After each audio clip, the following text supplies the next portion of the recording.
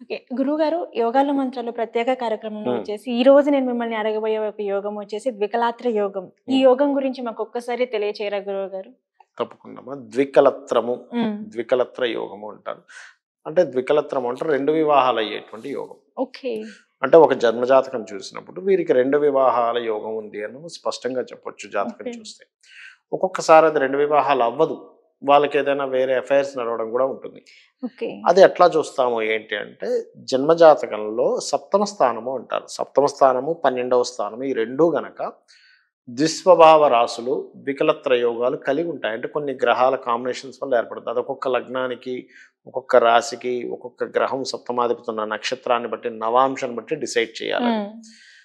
అలాగా ద్వికలత్రయం ఉన్నప్పుడు ఏం చేస్తారంటే, వీళ్ళకి ఇప్పుడు అది ఉండడం వల్ల కలిగే ఫలితం ఏమిటి అంటే, ఫస్ట్ ఒక వివాహమై, అది గొడవలై, విడిపోయి డివోర్స్ మళ్ళీ ఇంకో అయిపోతుంది. వివాహం ఆ! జరుగుతుంది. దీన్ని ఎలాగ బ్రేక్ చేయాలి? దీనికి శాస్త్రంలో దీనికి ఏదైనా ఉందా రెమెడీ అంటే ఖచ్చితంగా ఉంది. హ్మ్.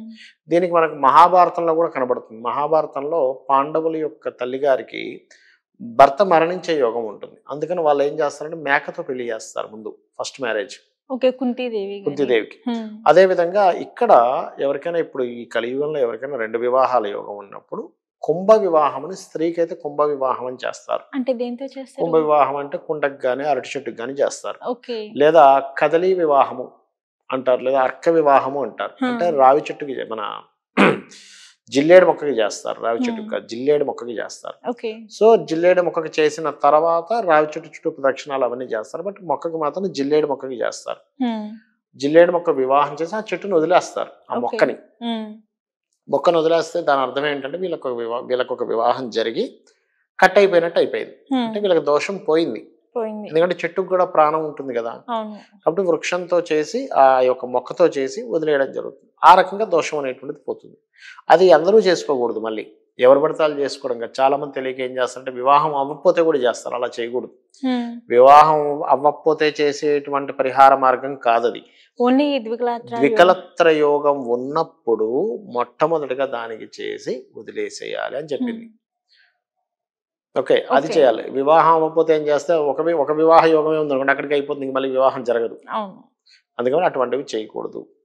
సో, ఈ కలియుగంలో అంటే ఈ మధ్య కాలంలో నేను 10, 15 ఇయర్స్‌గా చూస్తున్నాను కదా! 90% ఆఫ్ కేసెస్‌కి ఉంటున్నాయి ద్వికలత్ర యోగాలు. అవును. మీరు గమనించండి ఈ మధ్య అంతా కూడా ఎవరైనా వివాహం చేసుకుంటే ఒక 3 సంవత్సరాలు కలిసున్నారంటే అదేదో పెద్ద అద్భుతంగా కనిపిస్తుంది. అమ్మో! వీళ్ళేం కొట్టుకోలేదా? అవునవును. ఏ గొడవ చేసుకోలేదా అని. ఇంకా విచిత్రం ఏంటంటే 20 ఏళ్ళు కాపురం ఉన్నా కూడా విడిపోయిన వాళ్ళున్నారు. అవును.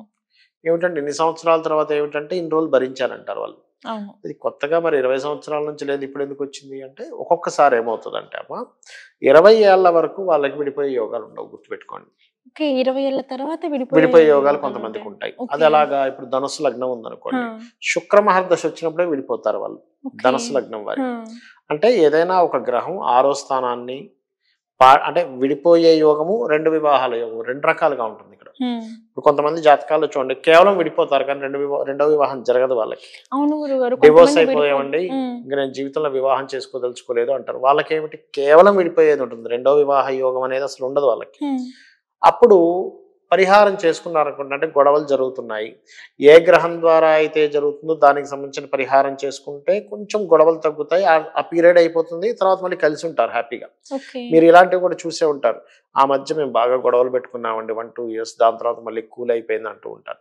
ఆ పర్టిక్యులర్ పీరియడ్ ఏమిటి? అక్కడ ఎటువంటి జాగ్రత్తలు తీసుకోవాలి? ఏ దానాలు ఇవ్వాలో తెలుసుకొని ఉంటే ఆగుతుంది. చాలామంది ఏం చేస్తారు గొడవలు జరుగుతున్నాయి ఇవన్నీ వద్దులే అని కట్ అయిపోతారు. అవును. కొంతమందేంటంటే గురువుగారు ఇట్లా దూరంగా ఉండిపోతారనమాట. దూరంగా ఉంటారు. దూరంగా ఉండిపోతారు. దూరంగా ఉండి మళ్ళీ కలుస్తారు. అంటే అంటే కొంతమంది ఇక్కడ మనం దూరంగా ఉంటారు. యాహ్! కొంతమంది కలవరు. సో, అలాంటి వారికి కూడా పరిహారం అనేది ఉంటుంది. ఉంటుందా ఉంటుంది. అంటే గురువుగారు? ఫస్ట్ ఆఫ్ ఆల్ ఏంటంటే మనం చూసుకోవాల్సింది అది స్త్రీ కావచ్చు, పురుషుడి జాతకం కావచ్చు. అసలు జాతక చక్రంలో ఏముంది? హ్మ్. ఒక వివాహం కాకుండా రెండవ వివాహ యోగం కూడా ఉందా? లేదా చూసుకోవాలి. హ్మ్. అలా ఉంది.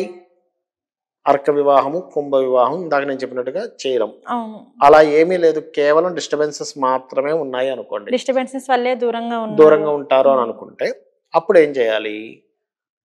జాతక చక్రంలో అది ఏదైతే ఆ పీరియడ్ ఉందో ఆ టైంలో దూరంగా ఉండడం కానీ, దానికి పరిహారం గాని చేసుకోవాలి. ఓకే. కొంతమంది డిస్టర్బెన్సెస్ అంటే దూరంగా ఉండే యోగాలున్న కావాలని కలిసుంటారు. అది కూడా ఇబ్బందే. ఇప్పుడు నేను పొద్దున ఓ జాతకం చూసొచ్చా. ఓకే. వచ్చేటప్పుడు డిస్టర్బెన్సెస్ ఉన్నాయని తెలిసినా కూడా కలిసుంటారు. పొద్దున్న నేను చూసిన జాతకంలో ఏంటంటే, వాళ్ళకి దూరంగా ఉండే యోగాలు ఉన్నాయి. కానీ వాళ్ళకి పని కట్టుకొని మేము దూరంగా ఉండమని దగ్గరికి కలిసినాడు, ఆయన చనిపోయాడు. చనిపోయాడు ఆయన. ఇప్పుడే జస్ట్ ఇందాక మాట్లాడొస్తున్నా జాతకం. నేను అమ్మ మీకు అసలు దూరంగా ఉండే యోగం ఉందమ్మా, మీరు ఎట్లా కలిసి ఉన్నారని అడిగాను. అంటే లేదండి మా ఆయనకి వేరే దగ్గర ఉద్యోగాలు వచ్చి వెళ్ళిపోమన్నా సరే వెళ్ళిపోకుండా ఆయన దగ్గరే ఉన్నాడు అని. అంటే ఏమిటి, ఒక్కొక్కసారి దూరంగా ఉండే యోగాలు పరిస్థితులు వచ్చినప్పుడు దూరంగా ఉంటేనే మీకు ఇబ్బంది రాదు, లేకపోతే బలవంతంగా అది ఇంకొక దానికి దారి తీస్తుంది. అయితే అతని జాతకంలో కూడా మరణ యోగాలు ఉండుంటాయి, అందుకు కూడా అట్లాంటి ఆలోచన కలిగి అక్కడే ఉండిపోతారు అనుకోండి. అంటే నేను అనేది ఏంటంటే ఫస్ట్ 2 వివాహాల యోగం ఉందేమో చూసి అర్క లేదా కుంభ వివాహం జరిపించాలి. రెండవది అలా కాదండి, సమ్ పీరియడ్ లో వివాహమైన సంవత్సరానికో 2 సంవత్సరాలకు 5 సంవత్సరాలకు 10 సంవత్సరాలకు ఎక్కడో దగ్గర డిస్టర్బెన్స్ వస్తుంది అని ఉంటే జాతకంలో ఆ టైంలో పర్టికులర్గా ఒక దానమో మంత్రమో చేసుకుని ఏ ఆలయాలకు వెళ్ళడమో చేస్తే క్లియర్ అయిపోతుంది.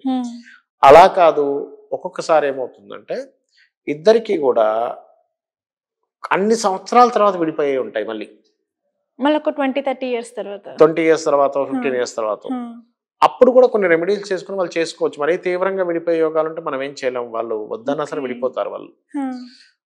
అలాంటప్పుడు ముందుగా కూడా అర్క వివాహం చేసుకునేవి ఉంటాయి, కొన్ని చేసుకుని కూడా చేసుకోవచ్చు. ఈ డిఫరెన్సెస్ తెలుసుకొని చేసుకోవాలి. అది ఆ పరిహారం చేసుకుంటూ ముఖ్యంగా లలితాసహస్రనామాల్లో ఇటువంటి దోషాలు ఏమైనా ఉన్నాయి. చిన్నప్పుడే మనం ఏ 15 ఏట ఎప్పుడో చూసాం, ఏ 25 ఇయర్స్కు మ్యారేజ్ యోగం ఉంది. అప్పుడు చేయవలసింది ఏమిటి అంటే చక్కగా లలితాసహస్రనామాల్లో ఒక నామం ఉంటుంది, అంటే ఎటువంటి దోషాలు లేకుండా ఓం కామేశబద్ధ మాంగళ్య సూత్ర శోభిత కందరాయ నమః వివాహం అయ్యే వరకు. వివాహం తర్వాత శివకామేశ్వరాంకస్త శివ స్వాధీన వల్లభాయే నమః అని చేసుకుంటే కూడా ఎటువంటి దోషం ఉన్నా తొలగిపోవడం జరుగుతుంది. ఓకే గురుగారు, అదేవిధంగా విడిపోయిన దంపతులు అంటే కొన్ని పరిహారాలు చేసుకోవడం వల్ల వాళ్ళు కలిసే ఛాన్సెస్ ఉంటుందమ్మా. అంటే వాళ్ళకి కలిసే యోగం ఉండాలి. అంటే ఎలాగా ఒక 6 months 1 year ఈ పీరియడ్ నడుస్తుంది, దాని తర్వాత మళ్ళీ కలుస్తారని ఉంటుంది.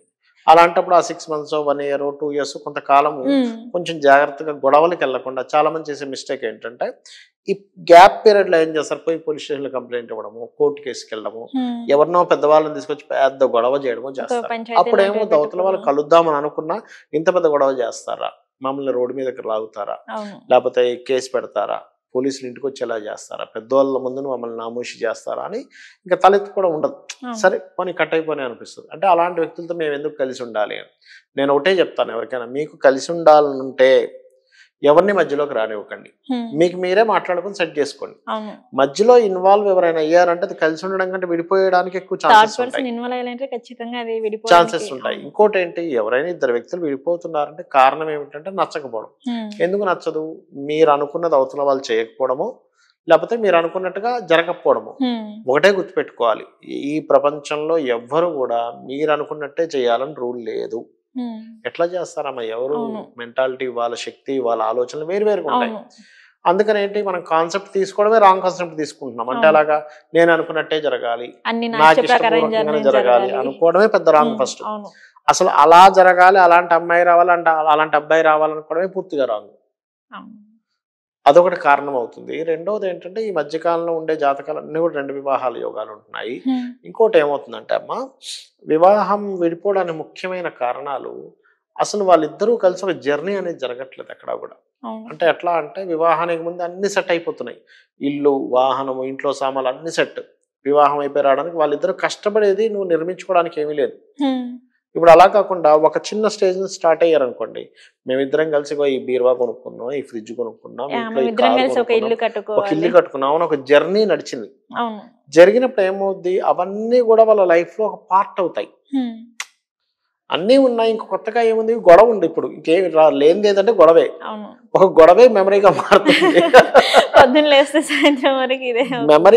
మెమరీ ఫుల్ఫిల్ చేసుకోవడానికి ఏమీ మిగలలేదు. ఇల్లు కొనేసుకున్నాడు, కారు కొనేసుకున్నాడు, ఇంట్లో సామాన్లు అన్ని కొనేసుకున్నాడు, ఒక్కటి కూడా బయటికి ఇద్దరు వెళ్ళి ఇంటికి తెచ్చుకోవాల్సింది ఏమీ లేదు. ఇంకొన్నదేంటి, గొడవ ఒకటే. బోర్ కొడుతుంది, గొడవ పడాలి.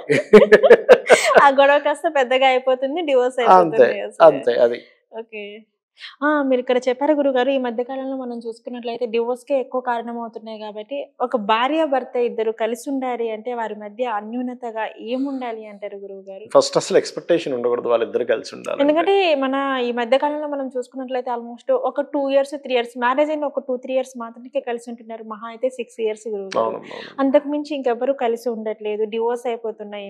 అంటే ఈగోస్ వల్ల, లేదంటే యాటిట్యూడ్స్ వల్ల, సంథింగ్ నేను చెప్పింది నువ్వు చేయలేకపోవడం వల్ల, మనీ వల్ల, లేక రిలేషన్‌షిప్స్ వల్ల, లేకుంటే లైక్ అదర్ రిలేషన్‌షిప్స్ వల్ల, అంటే వేటి వల్ల విడిపోతున్నారు అంటారు అసలు?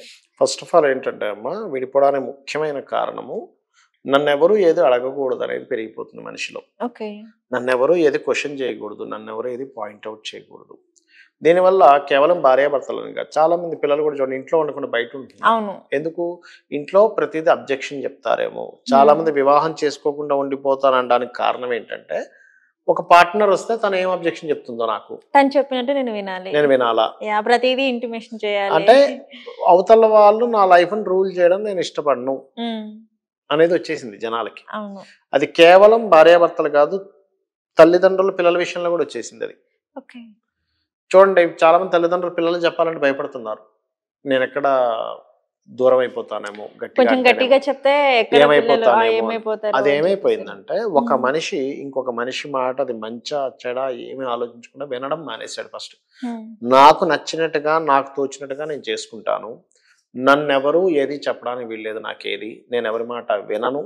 నాకు నచ్చిందే నేను వెళ్తాననుకునేటువంటి ధోరణి వచ్చినప్పుడు, భార్యాభర్తలు మాత్రమే కాదు, అన్నదమ్ములు కలిసుండరు, ఫ్రెండ్సు కలిసుండరు, లేపోతే ఎవరు కలిసుండరు. ఎవరు ఎందుకు కలిసి అంటే, ఉండరు. ఒకరు చెప్పేది ఇంకోటి వినడం అనేటువంటిది తప్పుగా ఎప్పుడైతే భావిస్తాడో, హ్మ్. తక్కువ అవుతున్నట్టుగా ఎప్పుడైతే భావిస్తారో, వాళ్ళు కలిసుండే సాధ్యం ఉండదు. ఓకే. గుర్తుపెట్టుకోండి. అది మెయిన్ కారణం. రీజనే అదే. ఇంకోటేం లేదు. దానివల్ల అనవసరమైన ఈగోలు. నువ్వు చెప్పింది నేను వినాలా? హ్మ్. ఆ చెప్పే విధానం కూడా మారిపోయింది జనాలు. ఒకప్పుడు ప్రేమగా చెప్పేవారు. ఇప్పుడు రూల్ చేసినట్టుగా. హ్మ్. దానికి తగ్గట్టుగా మనకి చుట్టూ యూట్యూబ్‌లో కూడా అన్నీ కూడా అలాగే వస్తున్నాయి. మీరు గమనించండి ఈ మధ్య అంతా అవును. కూడా. ఒక ఈగో చూపిస్తున్నట్టు, ఒక తిడుతున్నట్టు, ఒక రకరకాలుగా మాట్లాడుతున్నట్టు, అట్లాంటివి అలాగే ఉండాలేమో అనుకుంటున్నారు మనుషులు కూడా హ్మ్. కొంతమంది.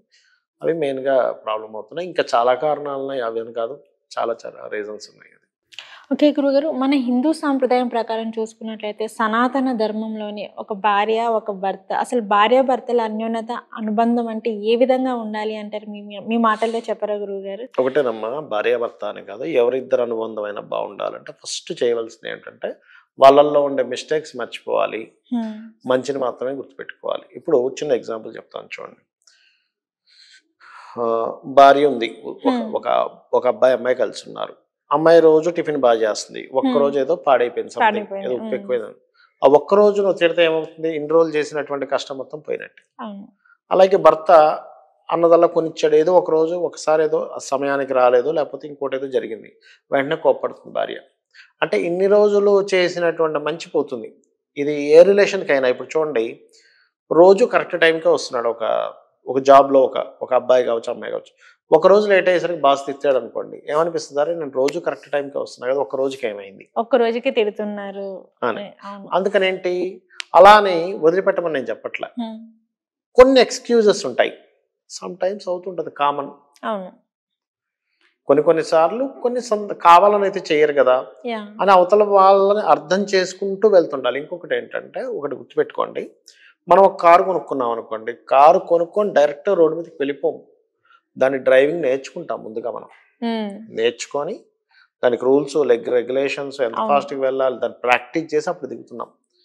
భార్యాభర్తలు ఇప్పుడు ఒక అమ్మాయి, అబ్బాయి కలిసి ఉండడానికి అసలు ఇంట్లో వాళ్ళు అసలు ఎవరైనా చెప్తున్నారా? హ్మ్. మెయిన్ ప్రాబ్లమ్ ఎక్కడొస్తుందంటే, గురువుగారు భార్యాభర్తలు మీరిక్కడ కలిసి చెప్పారు కలిసి ఇంట్లో వాళ్ళు చెప్తున్నారా అని చెప్పేసని. అంటే పెళ్లి చేసి అత్తారింటికి పంపించిన తర్వాత ఒకానొక కాలంలో చూసుకున్నట్లయితే మాత్రానికి మన పేరెంట్స్ అత్తారింట్లో ఇలా ఉండాలి, అలా ఉండాలి, ఇలా మలుచుకోవాలి. యాహ్! అత్తయ్య ఏమైనా గాని, లేదంటే భర్త ఏమన్నా అన్నా గాని కొంచెం సర్దుబాటు ఉండాలి అనేసని చెప్పి పంపించేవాళ్ళు. ఒకప్పుడు చెప్పి పంపించేవారు గదా! ఒకానొక కాలంలో చెప్పి పంపించేవాళ్ళు. అంటే ప్రెజెంట్ జనరేషన్‌లో గూడా మెయిన్ పేరెంట్స్ లీడ్ తీసుకోవట్లేదంటారా? డివోర్స్ హ్మ్. అవ్వడానికి కూడా ఒక రీజన్ పేరెంట్సే అంటారా గురువుగారు? ఫస్ట్ ఆఫ్ ఆల్ ఎవరు చెప్పట్లేదు. హ్మ్. అంటే నువ్వెలా ఉండాలి? అంటే ఏం చెప్పాలి? స్త్రీ తత్వం ఏంటో పురుషుడికి చెప్పాలి. పురుషుడి తత్వం ఏంటో స్త్రీకి చెప్పాలి. ఓకే. ఇప్పుడు మీకు ఒక కంప్యూటర్ ఉంది. హ్మ్. దాని గురించి తెలీదు ఎలా ఆపరేట్ చేయాలి. అవును. పక్కన పడేస్తారు. ఇదెందుకు పని చేయట్లేదు. తెలిసిన వ్యక్తి దాంతో మిరాకిల్స్ చేస్తాడు. అవును. దాంతో కోట్లు సంపాదిస్తాడు కూడా అదే కంప్యూటర్తో. అవును. తెలియని వ్యక్తి ఏంటిది ఏం తెలియదని నొక్కుతున్నా ఏం చెప్పేసి అర్థం పక్కన కాదు పక్కన పడేస్తారు. పడేస్తాడు. అంటే ఏంటి ఆ లాంగ్వేజ్ మీకు తెలియదు. కంప్యూటర్ అవును. లాంగ్వేజ్ మీకు తెలియలేదు. అలాగే ఒక పురుషుడికి స్త్రీ తత్వం తెలియలేదు. ఒక స్త్రీకి పురుష తత్వం తెలియలేదు. ఎప్పుడైతే తెలిసిందో ఆటోమేటిక్గా సెట్ అవుతుంది, గుర్తుపెట్టుకోండి. ఓకే.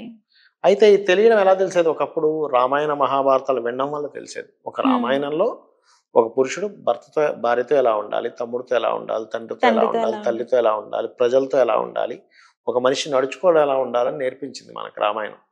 అలాంటివి ఇప్పుడు ఎవరు వింటున్నారు చెప్పండి? అసలు ఎవరు వినట్లేదు. వినట్లేదు. అందుకని ఏంటి, మనకు ఒక ఎక్స్పీరియన్సెస్ ఉండాలి, లేకపోతే ఇలా నడుచుకోవాలని తెలియాలి. ఎలా నడుచుకోవాలో తల్లిదండ్రులు చిన్నప్పటి నుంచి నీకు ఏది ముఖ్యమని నువ్వు చెప్తున్నారు, ఇది కూడా ముఖ్యమని చెప్పాలి. చిన్నప్పటి నుంచి ఇప్పుడు చెప్పేది ఏంటి, ఒక 25 ఏళ్ళ నుంచి చదువు ముఖ్యం, చదువు చదువు చదువు చదువు, నువ్వు ఉద్యోగం చేయడమే ముఖ్యమని చెప్తున్నాం. అప్పుడు మనిషి మైండ్లో ఏమవుతుంది, అది స్త్రీ కావచ్చు పురుషుడు కావచ్చు, ఓకే చదువుకోవాలి ఉద్యోగం చేయాలి, ఇది తప్పితే ఇంకోటి లేదనుకుంటున్నాడు లోకం. మైండ్లో లేనప్పుడు వాళ్ళు ఎట్లాగా ఒక స్త్రీని కానీ పురుషుని కానీ ఎట్లా అర్థం చేసుకుంటారు? అదేదో బడ్డన్ లాగా అర్థం చేసుకుంటారు. కానీ అసలు యాక్చువల్గా దీనికంటే ఆఫీస్లో బడ్డన్ చాలా ఎక్కువ అమ్మా. కానీ దాని బడ్డన్గా అనుకోడు, కెరియర్ అనుకుంటున్నాడు, నా లైఫ్ అనుకుంటున్నాడు. అలాగే జీవిత భాగస్వామి కూడా లైఫ్ అనుకున్నప్పుడే బాగుంటుంది, గుర్తుపెట్టుకోండి. చాలా విలువైంది అనుకున్నప్పుడు దాని విలువగా జాగ్రత్తగా కాపాడుకుంటే, బంగారం ఉంది చాలా విలువైంది అన్నప్పుడు ఏం చేస్తాడు, జాగ్రత్తగా నా ఉంగరం ఎక్కడ పడిపోతుందేమో, నా బెండ్లో ఎక్కడ పడిపోతుందేమో, నా చేతికి పడిపోతుందేమో జాగ్రత్త చూసుకుంటాం. ఏంటి దాని విలువ తెలిసిన వాళ్ళకి, చిన్నపిల్లడికి బంగారం చేతికి ఇచ్చాం ఏం చేస్తాడు, పడేస్తాడు. అంటే వాళ్ళకి దాని వాల్యూస్ తెలియవు. తల్లిదండ్రులు స్త్రీకి పురుషుడు వాల్యూ, పురుషుడికి స్త్రీ వాల్యూ, భర్త యొక్క వాల్యూ, భార్య యొక్క వాల్యూ చెప్పాలి. తల్లిదండ్రులు చెప్పకపోవడం వల్ల పిల్లలకు తెలియట్లేదు. కొంతమందికి లక్కీగా పూర్వజన్మ వాసన కావచ్చు, ఏదైనా కావచ్చు, కొంతమందికి ఆటోమేటిక్గా తెలుస్తుంది. కానీ కొంతమందికి ప్రత్యేకంగా చెప్పాలి. ఒక వయసు వచ్చినప్పటి నుంచి చెప్పాలి. ఇంట్లో కూడా తల్లిదండ్రులు అలా నడుచుకోవాలి. ఇప్పుడు చూసే తెలుసుకుంటారు కదా, ఇంట్లో తల్లిదండ్రులు ఒక రకంగా ఉన్నారనుకుంటే వాళ్ళు అది ఏమనుకుంటారు, ఓహో నేను కూడా పెళ్లి చేసుకుంటే ఇలాగే ఉంటుంది అనమాట, నాకు పెళ్ళి వద్దు అంటాడు. కాబట్టి మైండ్లో ఎటువంటిది మనం పెడుతున్నాం పిల్లలకి, దానివల్లే వాళ్ళ మ్యారిటల్ లైఫ్ ఉంటుంది. దాంతోపాటు జాతకం కూడా పనిచేస్తుంటుంది.